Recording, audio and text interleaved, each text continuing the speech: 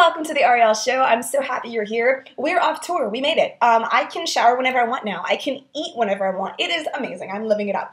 So today we're going to be talking about friend finding. I was driving by this morning and I saw kids waiting at the bus stop, and I had like this moment of panic inside, remembering when I too had to wait at the bus stop.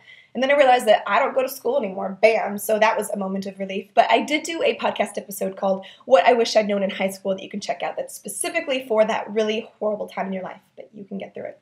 So for all of you who are doing another year of high school, doing another year of college, or maybe you're past all that, hopefully, and you just, go to work. Like, people are everywhere. It's always a good thing to surround yourself with good people that you love. Relationships are just one of those things that are really, really important in life, like way beyond, like your career choices or how much money you make or all the toys you've got in your garage, like way beyond that. Friendships, relationships are the kind of thing that really matter. Like, that's what we as human beings were made for, to connect with each other. And so if you can kind of figure that out, like, that's a really valuable tool to have. And I gotta just say that one of the biggest things to keep in mind when you are approaching people is to never discriminate them based on how they look. This was a habit I picked up in high school, where I would only talk to people who were like a punk dresser, which is super lame, and I've hopefully grown out of that. But I learned this lesson when I met one of my best friends in life, Jess. You saw her in some of the January episodes. And she is so influential in my life. She's helped me so much get through so much stuff. And I probably would have never talked to her if someone hadn't introduced us, just because based on like how she looked, the kind of person she was. I mean, she's gorgeous, is not what I'm saying, but she was a little bit older than me. She'd been married for like 15 years. She's got like 3 little kids. She's not in the music industry. She doesn't look like me. She doesn't look like any of my friends. So I probably would naturally on my own be like, hey, you and me, girl, we are going to be, secret soulmates. And it's a sad thing to me that I almost missed out on her because of my bias, because of my discrimination. And that's never cool. So I want you to just keep that in mind, that you could be your secret soulmate potentially if you give everyone a fair chance, a clean slate, and you're not, making assumptions on them based on how they're presenting themselves, how they look. Okay, so I've been thinking about this a lot. When you meet people, let's say you're at like a table, a circle of people that you're meeting, it's very easy and natural to want to talk about yourself a lot and hope that people ask you questions based on like what you do, so that you can insert yourself into the conversation and tell them all the great stuff that you've got going on and all the things you're good at. And so what we're going to do is we're going to turn that around, and we're going to try to give people that experience. So basically, kind of what you would want in that moment, you're going to try to give that to somebody else at that table. So that would look like asking them questions about themselves, giving them a chance to kind of be in the spotlight, to shine, listen more than you speak, all that stuff. If you see something that they're excited about, that they want to talk about, don't try to change the subject if you're bored with it. Kind of like give them that moment. Let them have that. That's a really wonderful practice of selflessness, to like kind of let somebody else shine for a few minutes. And it's a great way actually to make friends, because it's all about making somebody else feel important. That's what you're trying to do here. You're trying to make them feel special and valuable, when our natural instinct as humans is to try to make ourselves feel important. So it's definitely backwards. It's not like a natural instinct thing. But if you have it kind of on your radar when you, come into a conversation with someone, it's a wonderful way to make a friend, because making them feel important is going to make them feel good about themselves. And guess what? They're going to want to hang out with you next time. Hopefully you don't have to listen to them talk for 30 hours next time. But another great way to make them feel important is names.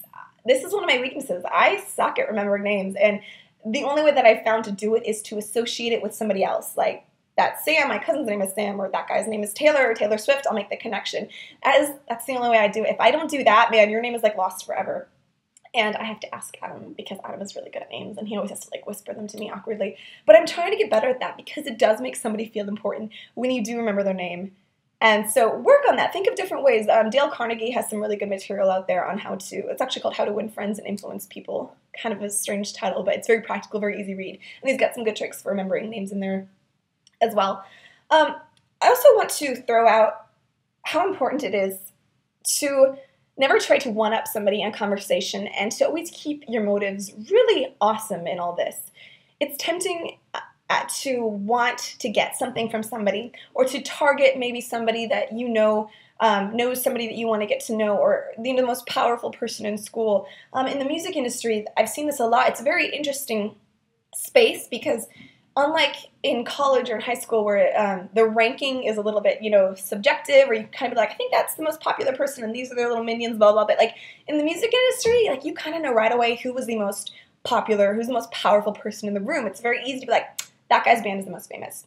That chick has the most Twitter followers. You know, that band had the biggest crowd today. It's very black and white, no questions. And it's been very interesting for me to navigate within all that. And I've definitely try to be really intentional to never let somebody's success matter in any way. I try not to rank myself within that and be like, let me see where I land so I can see, you know, who I'm better than and I can talk to those people. Like, that's never cool. And I know that most of you aren't in the music space, so that's not relevant to you, but if you're kind of making a mental practice to rank yourself to see who you are more popular than, or, you know, who's better than you that you can suck up to them, never okay. That's not the kind of person that you want to be. You want to be somebody who loves everybody, who transcends social circles, who's not trying to climb the social ladder. You're just an amazing person all around. And that looks like you go out and you hunt this, not hunt, you look for people who have a disadvantage, maybe someone who's got like a crappy home life, or maybe like a special needs person, somebody that's not naturally going to have a giant, you know, group of people around them telling them how wonderful they are, sucking up to them.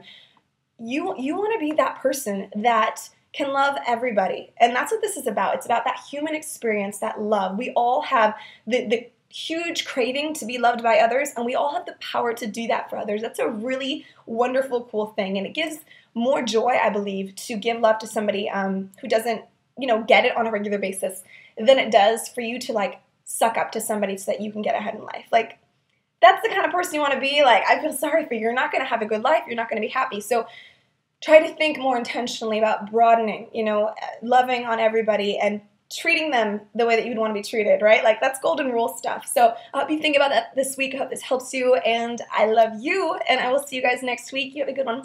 Bye.